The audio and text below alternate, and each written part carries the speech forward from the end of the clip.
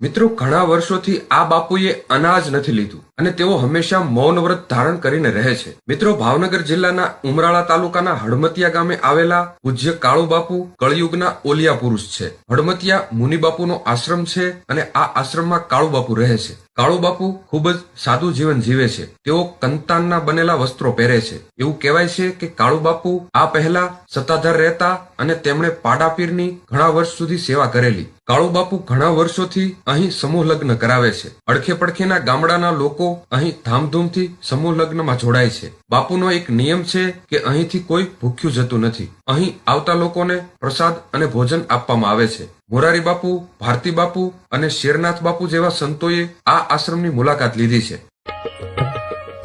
સદગુરુ ચરણમાં મારે સદાજી દીવાડી,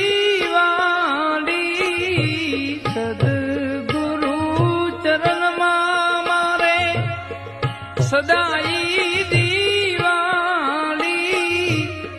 કદી એ નવ દેખી સંતો રે નયનદારી, કદી